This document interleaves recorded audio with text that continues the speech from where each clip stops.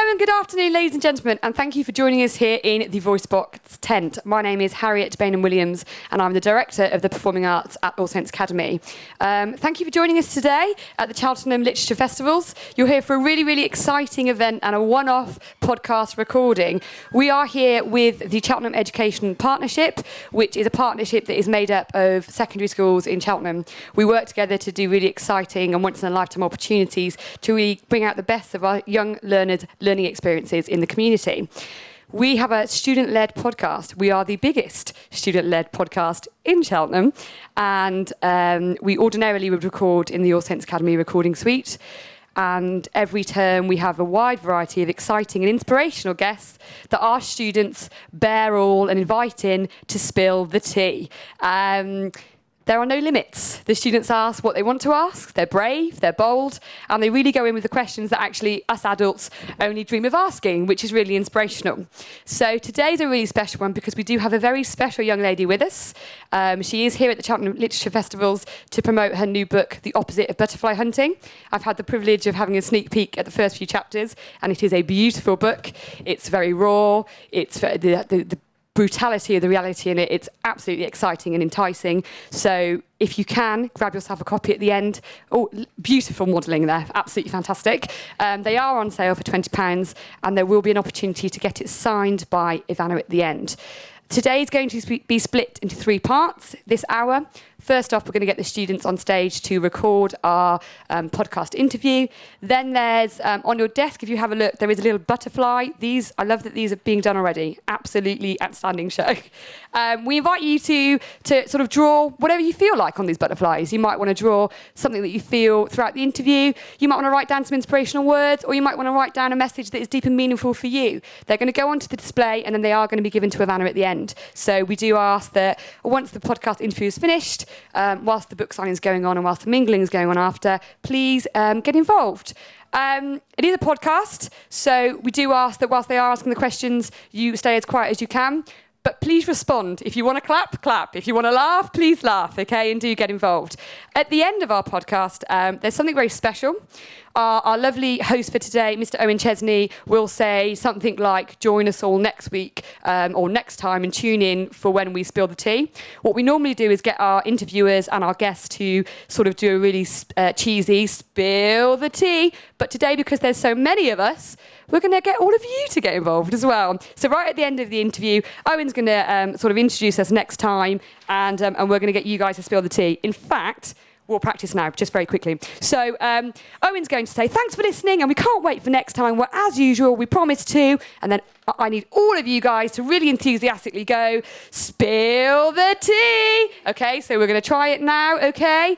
So thanks for listening, and we can't wait for next time. Well, as usual, we promise to spill the tea. Absolutely fantastic, thank you. Brilliant. Enough from me and enough from the students. Thank you for joining us. Are you ready, guys? Yeah. They're very nervous. Normally they do this in a closed recording studio and they're heard and not seen, so please bear with them because they are terrified but very excited. Without further ado then, I think it's time to get the lady of the hour in. She's an extremely inspirational young woman, and from my perspective as a young leader, I think she's exactly what our young learners and our young students around the community today need to see. So without further ado, can you please give a great big round of applause for Evanna Lynch?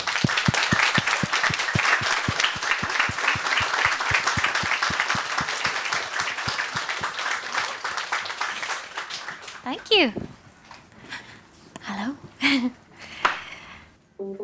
Spill the tea. Spill the tea. Hello, listeners, and welcome to today's live podcast from Cheltenham Literature Festival, where we invite all guests to bear all and spill the tea. Today's Spill the Tea podcast is brought to you by me, Owen Chesney, and my co-host, Kira, from All Saints Academy, Cheltenham. We're also pleased to introduce Charlie and Neve from Dean Close School, and Poppy and Grace from Pitfield School.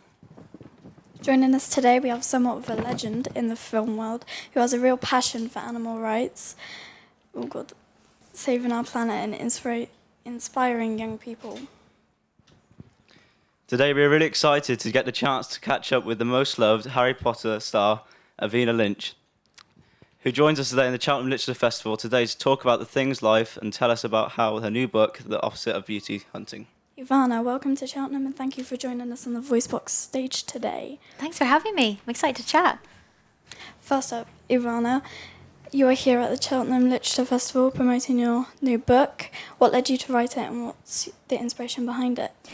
Yeah, I've been meaning to write this book for a long time because I have been quite open in the press and with other people about my past battle with an eating disorder and my mental health struggles, but I found I wasn't fully communicating like the complexity and the nuances of that story, that reality, and it is quite hard to get nuance into anything in the press. You know, they quite like to compress stories to bite-sized information.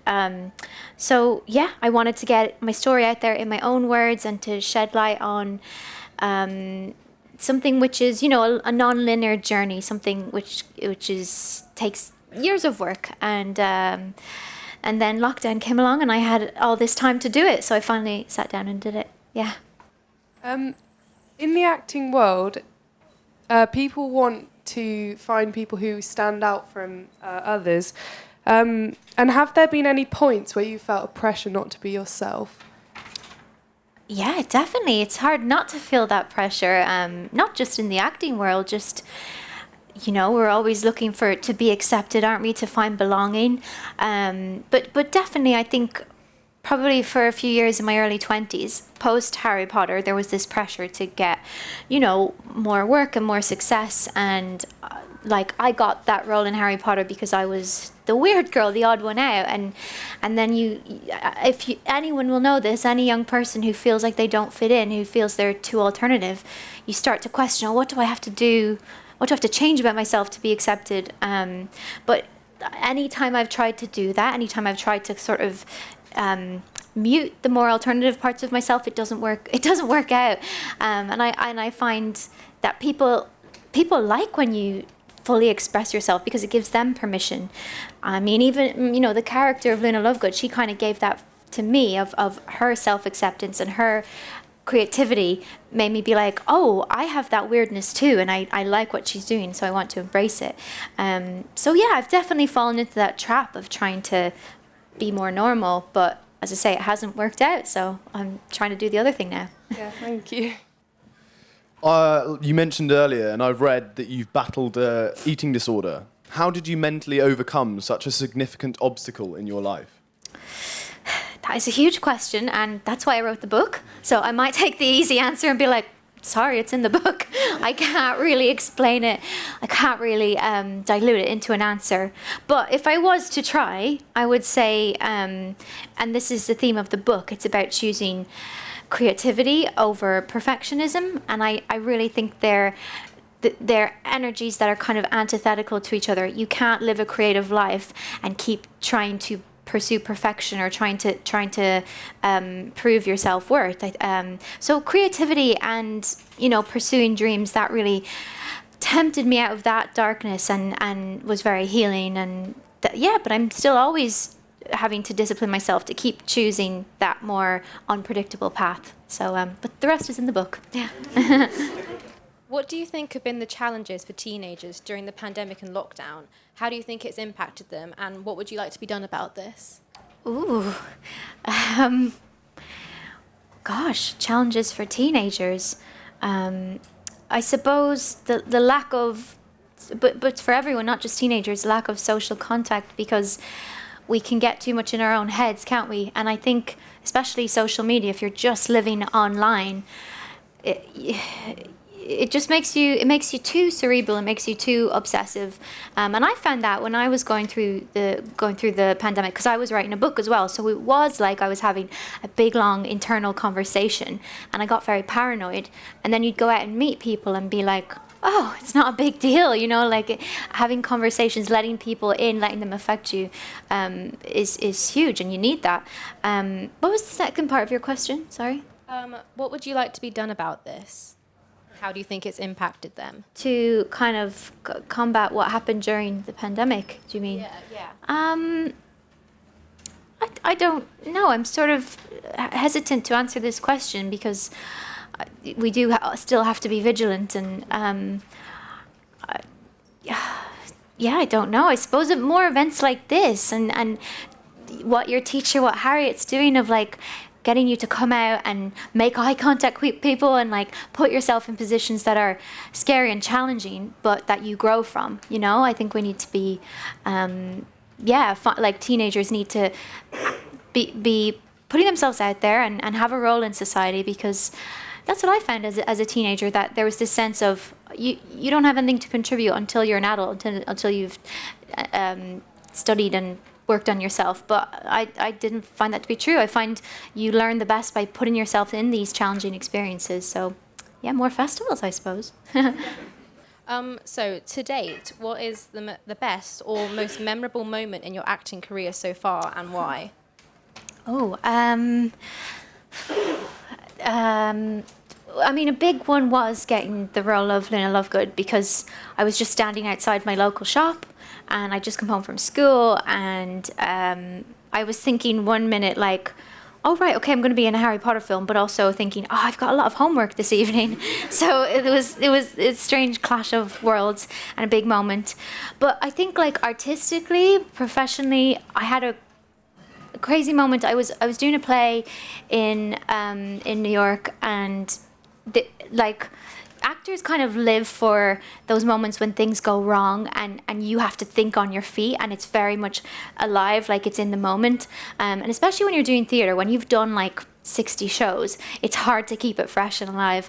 And I remember one of the last shows on that, there was a bit where I have to push this other actor, and I did that.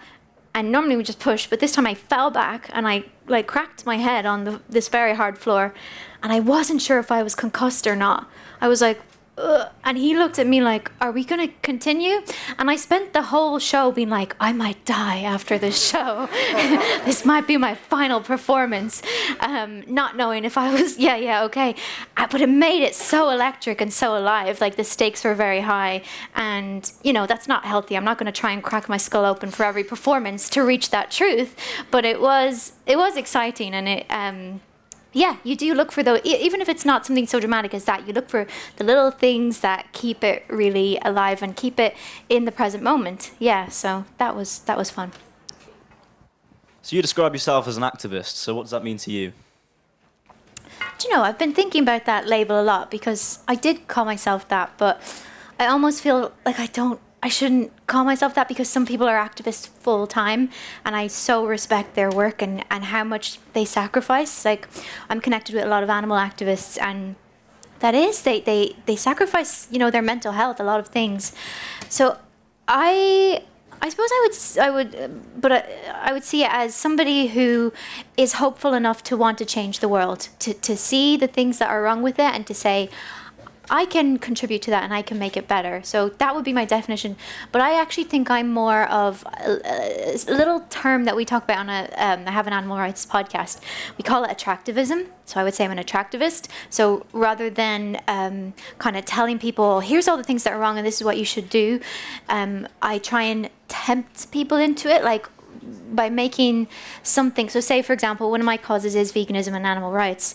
I try and make it look so lovely and enjoyable and fun that people want to join the party, you know, rather than, because I think a lot of the times when you tell people, oh, here's something that's wrong and we need to fix it, they can feel all this shame. They can feel like, oh, I'm a bad person for not getting involved, and shame and guilt can really block them from listening to your message. So I actually more try and kind of sit back and just embody the good things of the lifestyle, so that people then will feel comfortable and welcome to kind of approach you and say, oh, can you tell me more about that? Or, oh, this vegan thing seems to be really working for you. How can I get involved? So that's a slight change in recently, attractivist. But yeah, I would say activist is just people who are hopeful about changing the world. Yeah, that's really interesting. Thank you. Thanks. Many of our listeners will know you as the iconic Luna Lovegood in the Harry Potter films. And what was that experience like for you? Gosh, like dream come true. It was, I felt so lucky to have played that character starting out, because I was actually very shy as a teenager and really awkward around talking to people, especially adults, especially the other Harry Potter actors, because I was quite intimidated by them. But getting to play her, because she was such a calm, grounded character, it helped me be more calm and grounded. And because it's a mad thing to be doing an international film and to have all people have all this attention on you. So I felt like she centered me, and if I'd been playing any other character, I probably would have been too in my head. But yeah, it was total dream come true, and it was the best place to learn, because the writing was such top quality. All the crew worked so hard and were so passionate. And I think before I'd done that, I felt, you have to be very special and very gifted and very privileged to do that kind of work. And then going to do it, I just realized, everyone just works really hard and cares about their work. It's not that they have these, forgive the pun, but special powers. They don't have any magic. They just care a lot about what they do, and they trust their heart. So that was a perspective shift that I've carried with me. Yeah. What advice would you give to your 15-year-old self now? Well, I was very stubborn at 15, so I don't know if advice would have worked. She tended to think she knew everything. Maybe I actually would just thank her for enduring being a teenager, which I found so hard. I don't think I'd give her advice, because I think my teenage self was very hard on myself and didn't need another person to be like, here's something you should be doing. So I'd probably more just thank her for getting through being a teenager and all she shouldered. And I think I might also tell her to keep a journal, which would have been really helpful for writing the memoir. And I think there's so much gold in writing in the present moment and then revisiting yourself. And that's it. Mostly I was like, I would just shower her with gratitude and love, because she needed more of that. Yeah. So you co-founded your vegan and cruelty-free makeup box, the Kind of Beauty box. What led you to get involved in this project? Yeah, kind of relate to my belief in attractivism of I think, animal testing is one of the worst, most archaic forms of abuse, really, that still goes on. It still happens in the mainstream beauty industry. And yet when you talk to anyone, most people agree that it's barbaric and they don't want to participate in it. But it's quite hard to put those beliefs into practice, because the industry is... The norm is to test on animals due to some laws in certain countries. So I think I would just, it came from a sense of feeling people want to do better, people want to make more ethical choices, but we have to kind of make it easy and accessible for them. And, beauty and self-care, those are things I care about. I care about making something like veganism, which people often think of as being about deprivation and sacrifice. I want to show people that it's joyful and it can make you feel good, and you can look after yourself and do these things and treat yourself, really. I so believe in those things. So when that opportunity came along, I was like, absolutely, I'm all about this, all about just creating more ethical solutions. Yeah. Yeah, thank you. We've asked you about your success in the Harry Potter films. How did you get involved with all of? I went to an open audition. So I was a big Harry Potter nerd, and I used to visit the fan sites every single day. And then I saw one day in 2006, I saw there was an open casting call, and it was in London, and I just begged my dad to bring me, because I was in Ireland, so we had to fly over. And I was very lucky. Like that, there obviously, I believe in things like manifestation, goal setting, and that was a manifestation come true, but there was also a lot of luck. I was lucky that They included people from Ireland in the casting call. I was lucky that I kind of had the right look that they were going for. And it all happened really quickly. I had that first audition, and then I had a screen test a week later, and then I got the part 3 days later. So it was a whirlwind. Yeah, and it was maybe beginner's luck, because the acting industry hasn't been so easy since then. But yeah, that's how it started. Yeah. Have you got any advice for young aspiring actors in their future? Yeah, absolutely. I'd say the biggest thing, the hardest part for an actor is getting over their nerves, because nerves make you tense up and try and control things, and actors have to be open and fluid, and they have to let themselves be emotionally affected. But when you're on set, it's very, very high pressure, because there's all these people around you, lots of money is being spent on it, and the crew are all worrying about the technical things, so you have to be very centered and hold that space of fluidity, and you have to not try and be perfect. And I really learned that from the older actors on Potter, actually, that I saw before every take. They would be acting silly and playful. They would be just having a laugh, and I used to look at them being like, they're not professionals, but they were, because they were bringing play back into it and creativity, and that's not something that you can kind of commodify or that you can strategize. You have to, as I say, let yourself be affected. And so I think as I say, the work is overcoming nerves. How do you do that? Lots and lots of practice. Just get out there, get on a stage. You'll probably be terrible the first few times. The first few auditions, you'll probably mess up. So as many auditions as you can go on, as many shows as you can do, just keep putting yourself out there, and that will help you, that will train you for how to deal with nerves. And I would also say, learn your lines inside out, back to front, because when you are nervous, that's when it goes, and that's an added sense of pressure. So when you think you know them enough, you keep going. You need to do another few days or something. My aim usually, if I have an audition or something, is I try and be ready for it 24 hours before, and then I'll find that I'm actually not ready and I don't have the lines well enough. So yeah, I suppose that's just all about preparation. And I would also say to read. A big part of being an actor is engaging with stories and being able to analyze text. So yeah, it really helps to be book people, as you all are, I think. So those are a few things. And do you ever have a vision for a part? Did you have a vision for Luna and then you were told to kind of do it differently? Was that tricky, if you were told to do it and it didn't feel natural for you? Well, I was lucky on that job because David Yates, the director, he had this belief, and not all directors have this, but he had this belief that the actor knows more about the character than the director, and he just has to kind of ask you questions to get you familiar with the character.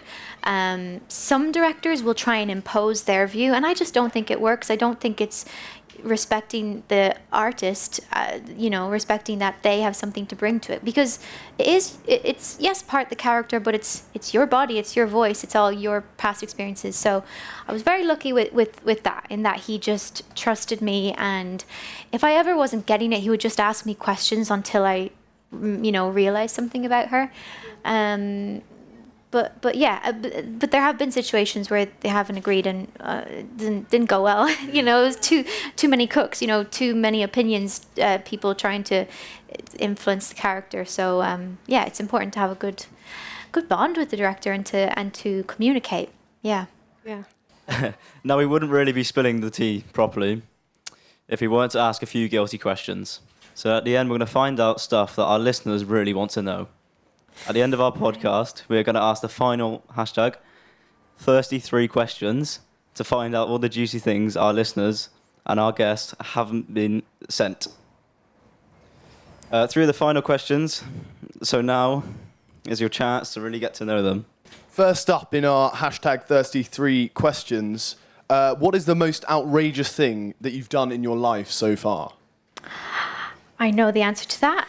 And I can share it. I danced on stage with Blondie. Are you too young to know who Blondie is? Yes. Okay.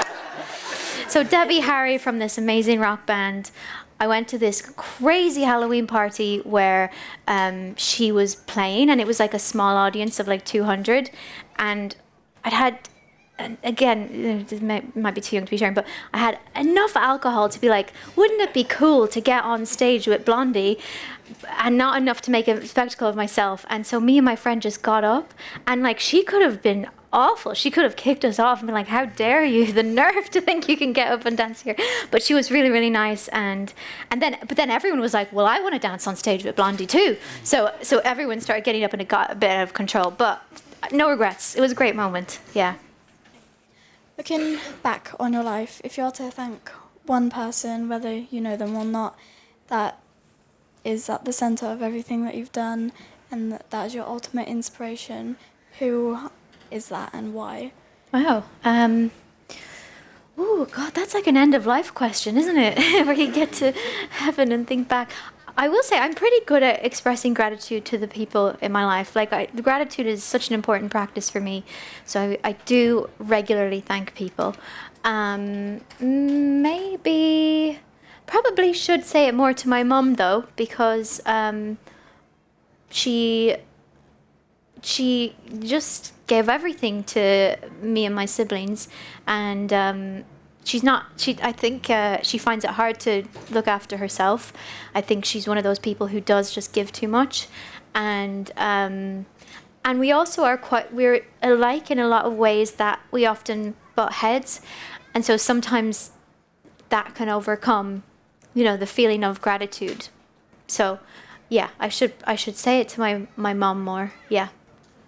This podcast is brought to you by the Cheltenham Education Partnership, and it's been absolutely fantastic to work alongside our partner secondary schools to get to know our surrounding professionals even more. Evanna, you've been an absolute star, and thank you for spilling the tea with us here. Thanks for having me. Thanks for all the great questions. Yeah. Tune into our next series of podcasts where we have other exciting guests to bear all with you. Thank you for listening, and we can't wait for next time, where, as usual, we promise to spill the tea. Amazing.